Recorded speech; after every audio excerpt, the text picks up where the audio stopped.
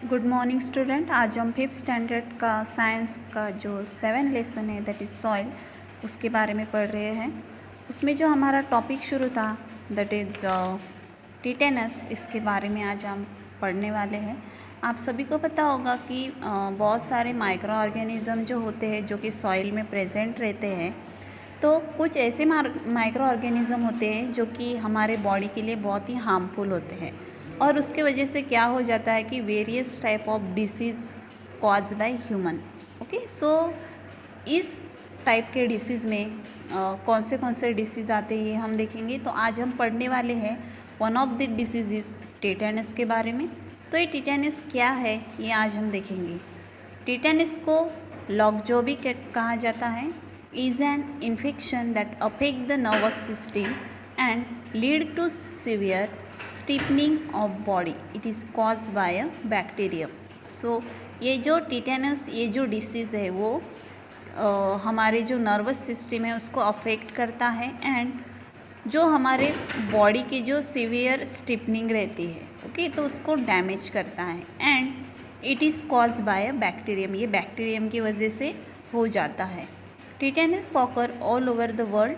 It's spore are found in a environment usually in soil, dust and animal waste. ये जो tetanus होता है ये हमारे ऑल ओवर वर्ल्ड में है एंड ये कॉज होता है because its spore are found. इसके जो स्पोर होते हैं वो फाउंड होते हैं, कहाँ पे पाए जाते हैं? In environment, usually in soil में, डस्ट में या फिर एनिमल वेस्ट पे ये जो है इसके स्पोर जो पाए जाते हैं। अभी इसके बाद हम देखेंगे कि ये टिटेनस है, इसका इन्फेक्शन कैसे होता है।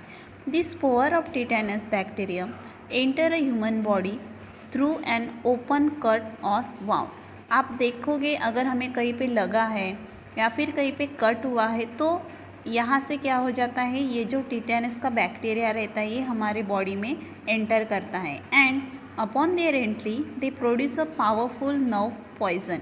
और जैसे ही ये हमारे बॉडी में एंटर करता है तो पावरफुल यानी बहुत ही तेज़ी से वो हमारे बॉडी में जो है नर्व्स में पॉइजन फैलाता है। This poison spread inside the body specially in the spinal cord.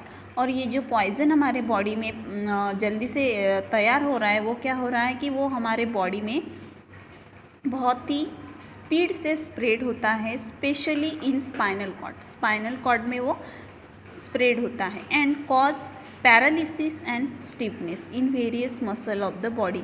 इसकी वजह से क्या हो रहा है, ये जैसे ही पॉइजन हमारे बॉडी में फैल जाता है उस समय पेशेंट को क्या हो जाता है, पैरालिसिस हो जाता है या फिर stiffness in various muscles, okay, of the body. हमारे बॉडी में वेरियस मसल्स में स्टिफनेस आ जाती है। उसके बाद उसके क्या सिम्टम्स है, टिटेनस अगर हमें हो जाता है तो उसके क्या सिम्टम्स रहते हैं इसके बारे में हम पढ़ेंगे। The symptoms of tetanus start appearing after 10 and 12 days। जब हमारे बॉडी में ये जो पॉइजन है ये फैल जाता है उसके बाद 10 या 12 डेज में उसके इन्फेक्शन हमें दिखाई देते हैं। The early symptoms included headache, muscle contraction and stiff jaw. जो इसके जो सिम्टम्स है ये हेडेक, सर दुखता है, मसल्स पेन होते हैं, हमारे जॉ में दर्द होता है। The disease if not cured in time can also cause death of a person. अगर इस डिसीज़ का टाइम पे अगर इलाज नहीं होता है तो वो पेशेंट की डेथ भी हो सकती है। तो ऐसे कौन से प्रिवेंशन है जिससे हम टिटेनस, ये जो माइक्रो ऑर्गेनिज्म, इससे हम बच सकते हैं? तो these are, as a saying goes, prevention is always better than cure. आप सभी ने सुना होगा prevention is always better than cure. It is always better to adopt a few simple measures to prevent tetanus in a first place.